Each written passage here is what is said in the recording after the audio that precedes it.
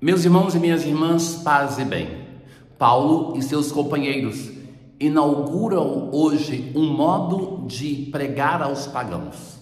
Se antes o anúncio era sempre feito a povos de tradição judaica que conheciam o Antigo Testamento e se apresentava Jesus como a realização das profecias do Antigo Testamento, eles hoje vão estar em uma terra pagã que não conhece o Antigo Testamento. E ali o anúncio que se faz é que existe um Deus, um único Deus. Isso acontece logo depois da narração de um grande milagre feito por Paulo, muito semelhante àquele que fez Pedro no início dos Atos dos Apóstolos, que por sua vez era semelhante àqueles narrados na vida de Jesus. E hoje Jesus vai usar uma expressão que para o caminho de espiritualidade é determinante: ser cada um de nós a morada, a inabitação de Deus que vem a nós. Isso Jesus promete no Evangelho, que Ele e o Pai virão e farão morada. E para isso começa a nos prometer o Espírito Santo. Ouçamos. Na antífona de entrada de hoje: ressuscitou o bom pastor que deu a vida por suas ovelhas e quis morrer pelo rebanho. Aleluia. Paulo em Icônio é perseguido. Estão dispostos a ultrajar e apedrejar a ele e a Barnabé. Então eles fugiram e foram para Listra e Derbe. Ali começaram a anunciar o Evangelho. E ali em Listra tem um homem paralítico que nunca caminhou. E Paulo, notando que tinha fé para ser curado, ele estava escutando o apóstolo. Ele vai dizer assim: levanta-te direito sobre os teus pés. O homem deu um salto e começou a caminhar. Lembra, meus caros, que se fosse numa terra de tradição judaica, ali já se dizia, está no Antigo Testamento, que ninguém cura um paralítico. Mas ali nós vamos ver no decorrer do texto que não é uma terra de tradição judaica. De todo modo, era um milagre que era grandioso, a tal ponto que eles começaram a pensar que eles eram os seus ídolos, os deuses gregos, Júpiter e Mercúrio. E os sacerdotes logo começam a organizar um grande sacrifício para oferecer aos dois. Ao saber disso, os apóstolos Barnabé e Paulo rasgam as vestes. Esse gesto de rasgar as vestes, muito comum na Bíblia, é um sinal de que estou profundamente indignado e escandalizado com aquilo que vocês estão dizendo. Eu não compactuo com aquilo que vocês estão dizendo.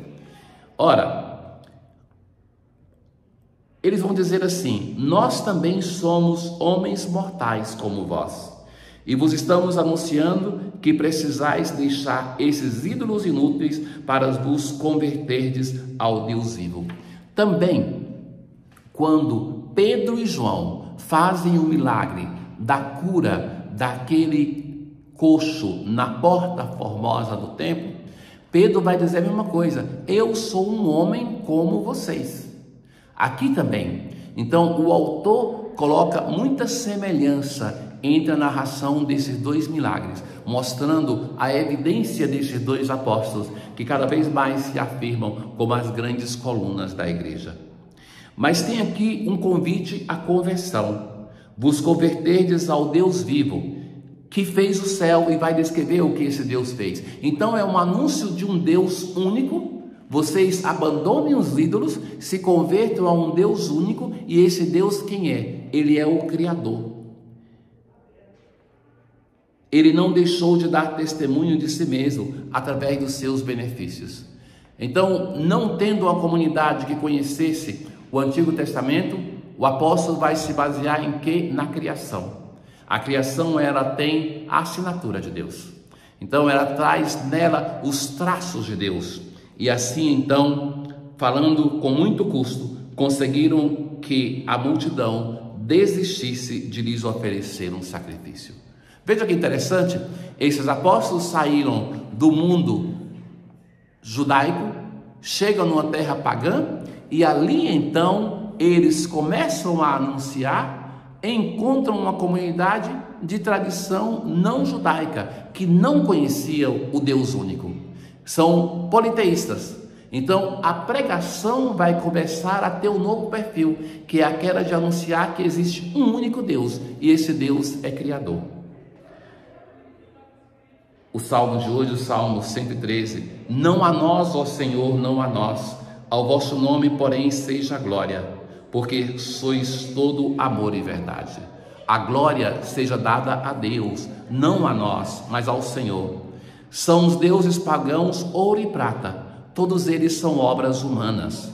Os céus são os céus do Senhor, mas a terra ele deu para os homens. Na aclamação ao Evangelho de hoje, o Espírito Santo, o Paráclito, haverá de lembrar-vos de tudo o que tenho falado. Aleluia. Jesus vai continuar o seu discurso aos discípulos. Depois do lava-pés, continua a lhes falar. Quem acolheu os meus mandamentos e os observa, esse me ama. Então, o modo como nós manifestamos o amor para com Deus é na vivência de santidade, na vivência dos mandamentos.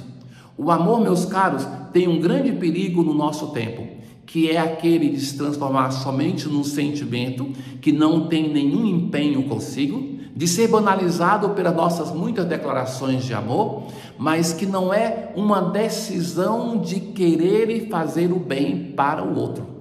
O modo como nós amamos a Deus é fazendo bem a nós, que a vivência dos mandamentos é fazer um bem a nós mesmos. A relação com Deus de amá-lo é essencial, mas não pode ser banalizada, se tornar somente uma emoção, palavras, isso não basta. Então, um dos apóstolos, mais uma vez, vai fazer uma pergunta. Judas, não Iscariotes, Senhor, como se explica que te manifestarás a nós e não ao mundo? Parece que essa era uma crença existente naquele momento, que o Messias ia se manifestar a um grupo, ou somente a Israel, mas não ao mundo todo. E agora a resposta de Jesus: se alguém me ama, guardará a minha palavra. Em outras palavras, está dizendo o mesmo, viverá os seus mandamentos. E o meu Pai o amará, e nós viremos e faremos nele a nossa morada. Então, é esse aquele tema que eu lhes dizia, importante no caminho de espiritualidade.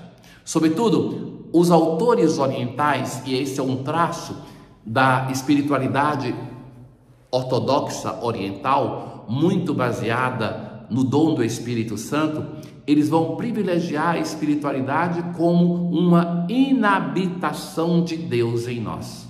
Muitas vezes, quando nós pensamos em espiritualidade, nós pensamos naquilo que nós devemos fazer: a vivência moral, a prática de penitência, a oração. Tudo isso é importante, mas a espiritualidade, primeiramente, é um dom, é a ação do Espírito Santificador em nós. Então Jesus vai dizer assim: se alguém me ama, guarda a minha palavra, eu e o Pai viremos e iremos morar nele. Então, eu lhes dizia já uma vez que Santo Agostinho vai dizer assim: que irrequieta é o coração do homem até que não repouse em Deus. Ó intimidade sublime, que eu te procurava e tu estavas já no mais íntimo de mim. Então, a partir da vida sacramental, a partir do caminho de espiritualidade, nós devemos nos tornar uma habitação do Deus vivo. Aí o Pai, o Filho e o Espírito Santo vêm morar em nós. E nós vamos nos encontrar com Deus no mais íntimo de nós. Isto é o princípio basilar da espiritualidade. Mas para que isso aconteça, é necessário primeiramente o dom de Deus. E o dom por excelência é o seu Espírito. Isto é o que vos disse enquanto estava convosco. Mas o defensor, o Espírito Santo que o Pai enviará em meu nome, ele vos ensinará tudo e vos recordará tudo o que eu vos tenho dito.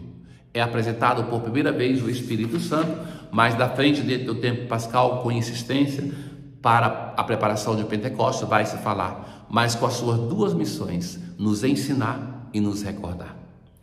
Ó Deus, que unis os corações dos vossos fiéis num só desejo, dai ao vosso povo amar o que ordenais e esperar o que prometeis, para que na instabilidade deste mundo fixemos os nossos corações onde se encontram as verdadeiras alegrias. Tenham todos um bom dia. O Senhor esteja convosco, Ele está no meio de nós. Abençoe-vos o Deus Todo-Poderoso, o Pai, o Filho e o Espírito Santo. Paz.